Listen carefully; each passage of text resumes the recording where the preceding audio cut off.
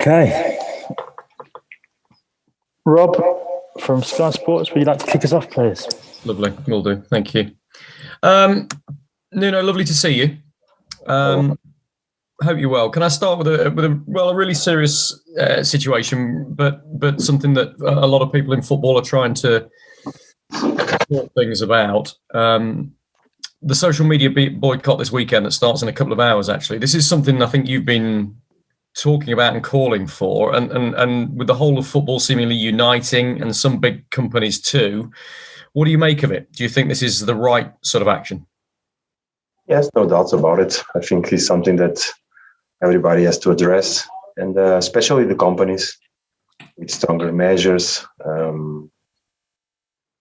trying to ban definitely people that abuse on social media and avoid them to use again. So I think it's a good measure, and I hope everybody engages to it and we slowly solve the problems.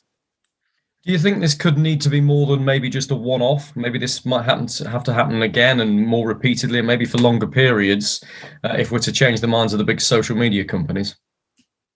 It will take time. But at the same time, I don't like to say many things, because I think we are taking also a big risk what regards our freedom, because not everybody in social media uses it bad. So you have to balance, because we can compromise our freedom also. So, but in these moments, I think it's a good measure. And you ask me if eventually we have to repeat it again. Probably so, because things take time for people to understand the right message. Is the same situation as the knee. You had an impact on the beginning. Slowly it becomes something normal, but I think we should persist and repeat our intentions through messages. Manchester United have done a survey of their own players, and this morning they've said that since September 2019 they've seen a 350% increase in the number of racist abuse incidents that their players have suffered. That's a staggering increase. I mean, look, I won't expect you to have done similar research, but anecdotally and from talking to your players, would you sense that they've seen a similar increase in abuse of Wolves players? It's not been an issue, honestly. We didn't speak as a group about this problem. I think it has to do about individually and individual decisions, but we didn't address how many people have suffered, how many of our players have suffered. Some of them we are acknowledged that happened.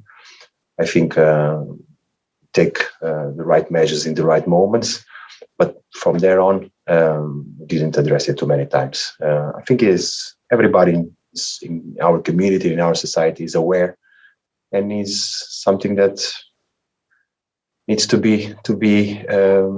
have a strong message. And this measure, I think, again, I repeat, it's a good one.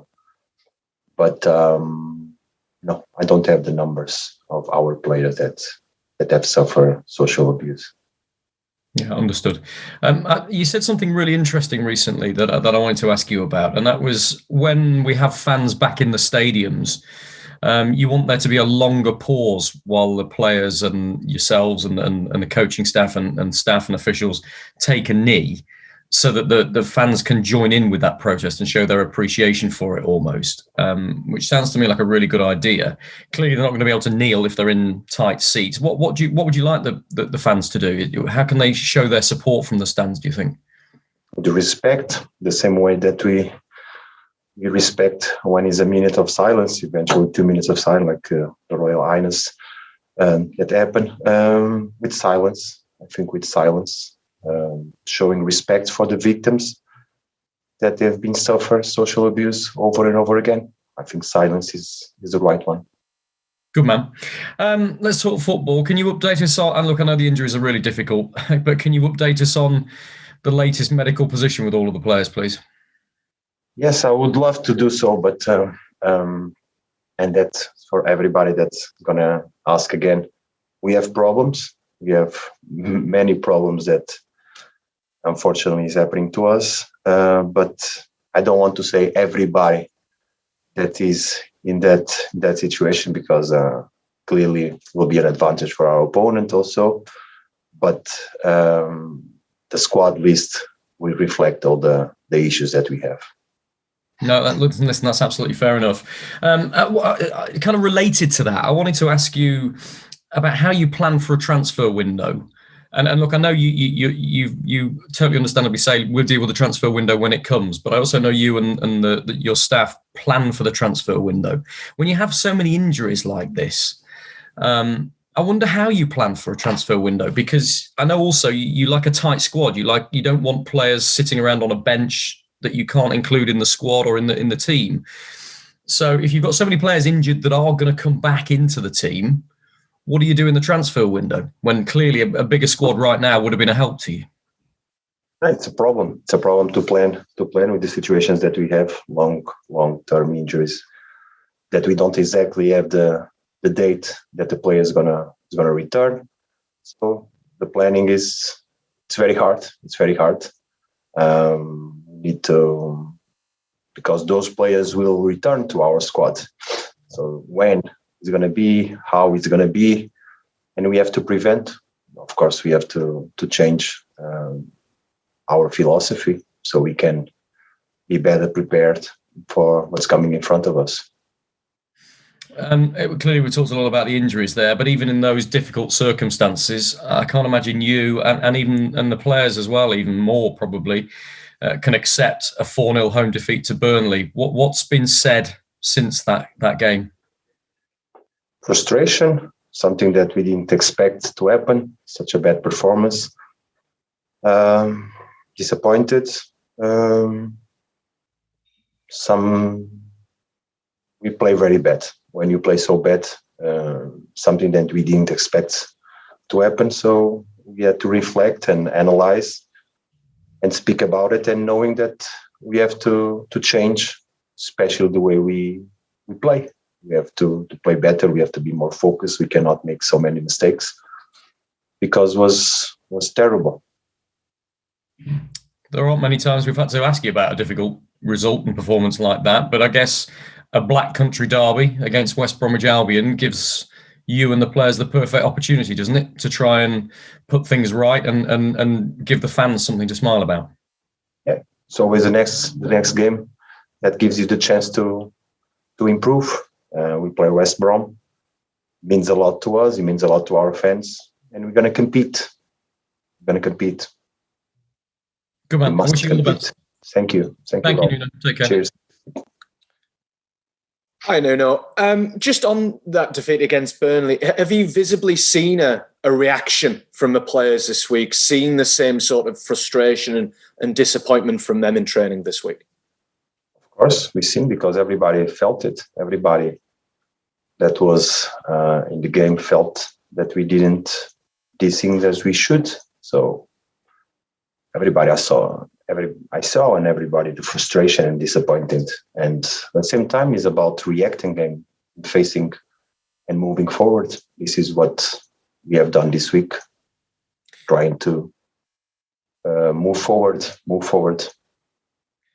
You talk about those changes to be made. What work has been done this week to kind of implement those changes in a pretty short turnaround time? It was not short time. We had all the week. The week has been good. We've been working hard, committed.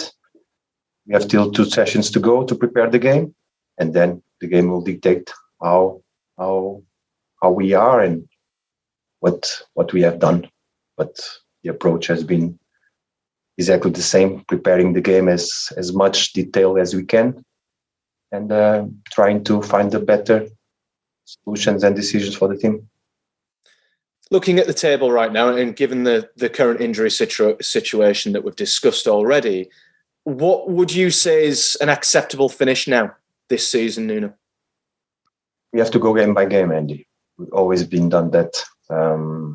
It's the same. It's the same till the end. Game by game, always looking to to try and find the best way. No doubt about that. We have big problems that require big solutions with the options that we have. And just a final one from me on West Brom. We've seen plenty of fight, I suppose, it best can be described as in recent weeks from them. What makes this a tough test, this Black Country derby this weekend? Because all the circumstances that involves the game by himself. It's a derby. It's a different game. West Brom has a good squad, a good manager, so they will put a lot of problems and question to us. And it's about us. It's about us to compete much better than that we've been done, and hopefully the right way, because I believe that our players can do it. Thanks, Nuno. Best of luck. Thank you, Andy.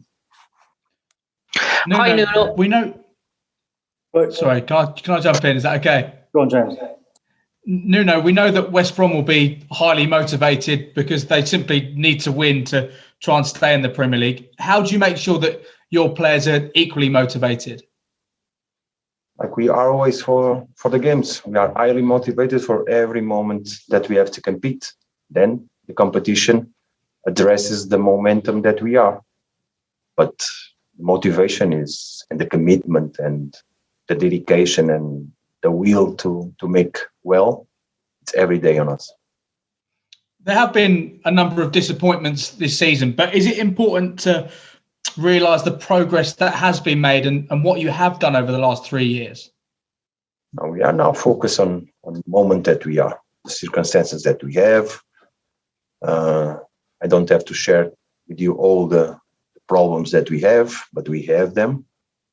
And this is how we have to realize the situation. The reality says that we have problems. And the problems, big ones, require solutions.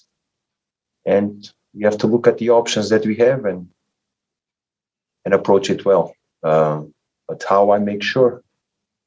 Because it's our philosophy. We cannot allow ourselves to relax.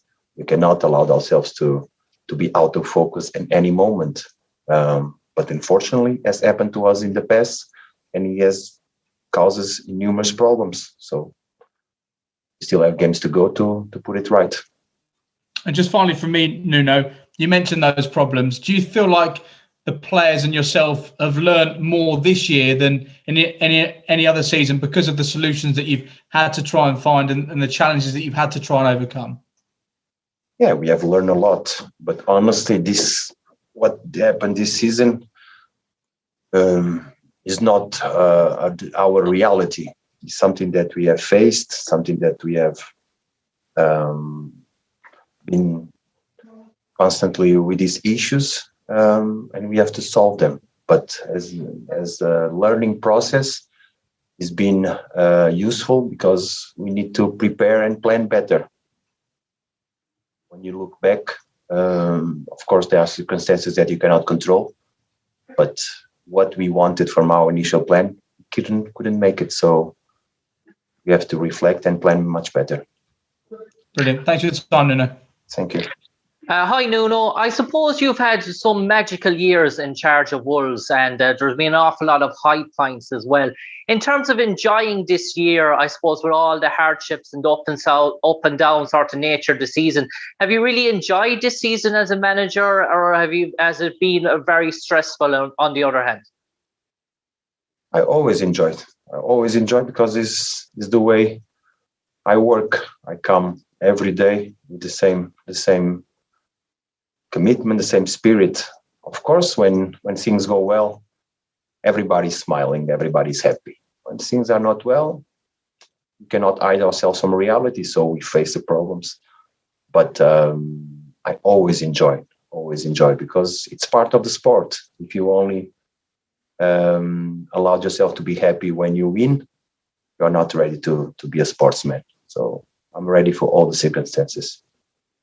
And Nuno, you mentioned about Wolves and you mentioned about your team there in terms of their spirit. But as a manager, I suppose, given your injury crisis, is it still a bit disappointing in terms of the consistency, in terms of performance of late in the last few months? It seems to be an up and down sort of a nature. Would you like to see maybe back-to-back sort of performances and try and get that little mini sort of run going again?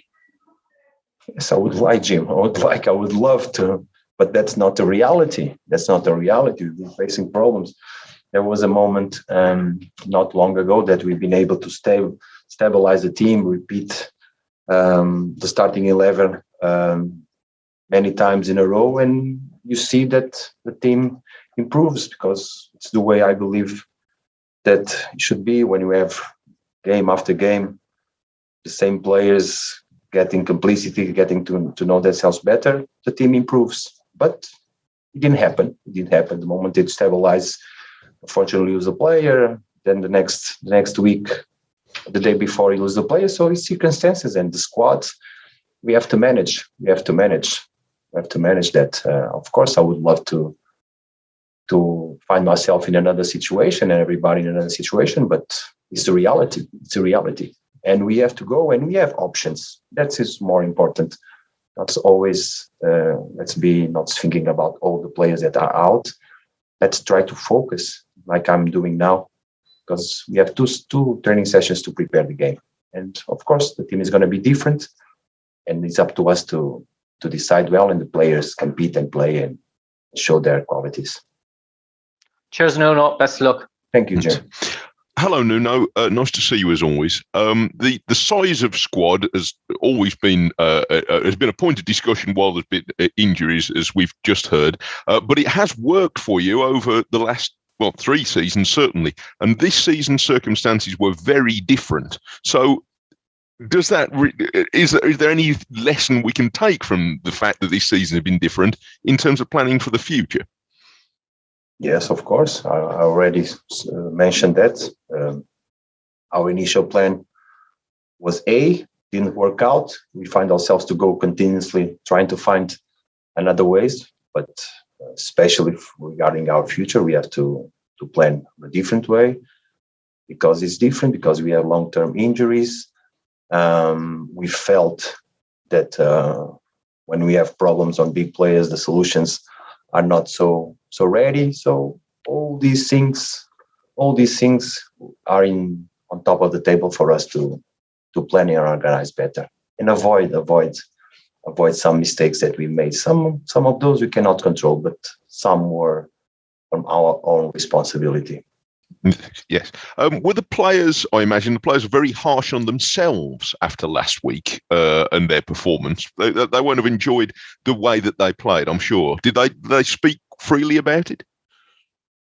Yes, of course. They speak because they felt it, and because our standards are high, and the demand on themselves it's high.